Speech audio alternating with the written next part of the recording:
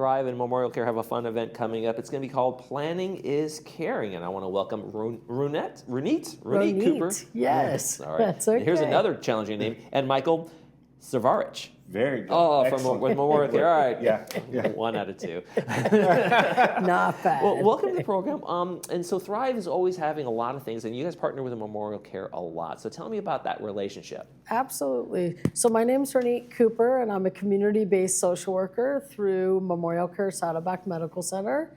And so we decided to partner up with the Thrive Committee to bring social events. It was post-COVID, trying to get people to come back out who felt isolated during COVID. And so we wanted to bring social events to the Laguna Woods community.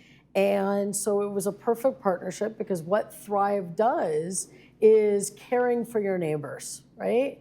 Thriving and enjoying the community and wanting to socialize and to get your neighbors who are more isolated out. And so that's kind of how we partnered up with Thrive. And we started bringing these social events quarterly to the Laguna Woods community. And they've just kind of snowballed from there. Yeah, I know the ice cream social is probably the most popular one you guys do. It really is. But maybe Michael's might be second most as we go. Planning is Caring. Tell me about what you're going to be doing there and kind of the advice or guidance you might be giving folks. Sure. So I'm very fortunate to be a colleague of Ronit, and kind of in my role as the Executive Director of Legacy Giving, I kind of work with families and individuals in planning their estate, particularly as they think about supporting Saddleback Medical Center or Orange Coast Medical Center philanthropically. But in this case, we just want to talk about planning, and we want to kind of put forth a vision of care to the community that planning really is caring, because through planning, you can care for yourself, you can care for family and loved ones, and you can also care for the community should you wish to do so. Right, and it's kind of like when you put something like this together, a lot of people may donate to a foundation, they may donate to the arts, they may do that kind of thing, and they want that legacy to live on after they're gone. Right. So there's usually some sort of set aside that somebody might say, and I want to do this. Is that kind of what we're talking about here? Right. So what we're going to be talking about at this event is kind of the broader idea of estate planning. So there's this notion that 60% of Americans don't even have an estate plan in place. And if they don't have a plan in place, the state of California has one. Unfortunately. It's probably a plan you're not going to be You're not very gonna be thrilled. with. So we want to talk about people being proactive. It's a difficult thing for people to talk about, and certainly kind of creating a legacy and having a philanthropic legacy is part of doing overall estate planning. Sure. But we really want to be a resource to the community because a lot of the community doesn't know where to go to get answers to their estate planning questions. So we want to I'm a CPA, 30 years of experience, and I've done this a lot. And so I just help people kind of align their financial legacy with their values and what's important to them. I help them to do it in a tax-savvy way.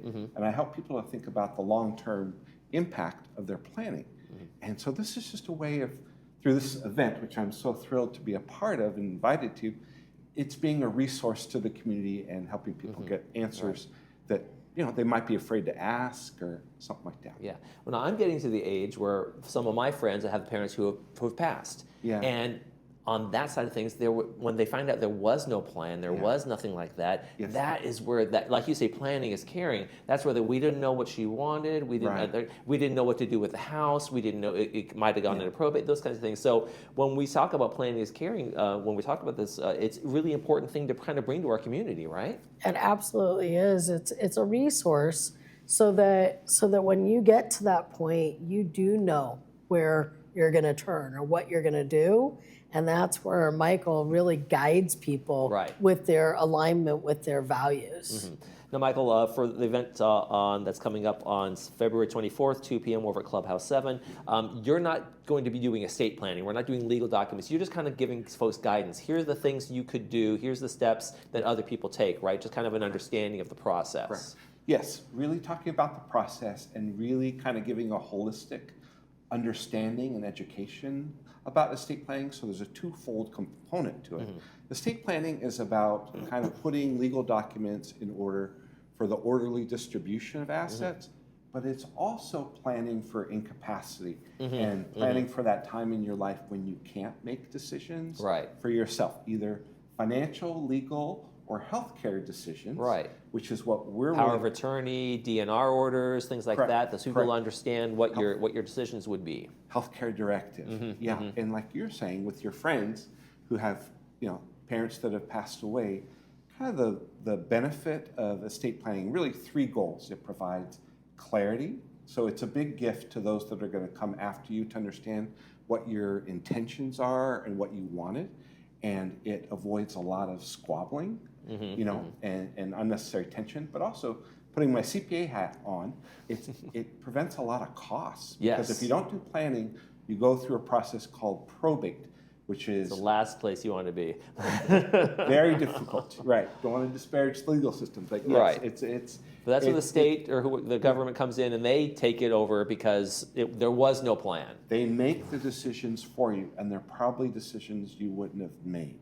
So clarity, security, protecting your assets, knowing that they're going to go to where you wanted them to go, and also for a lot of people as you're in this phase of life, by doing estate planning, it gives you a great peace of mind.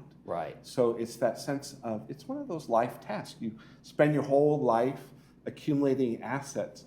You want to direct where they go and to benefit those people or organizations that you have cared most about. And then finally, just at this stage of life, it gives you the opportunity to create your legacy.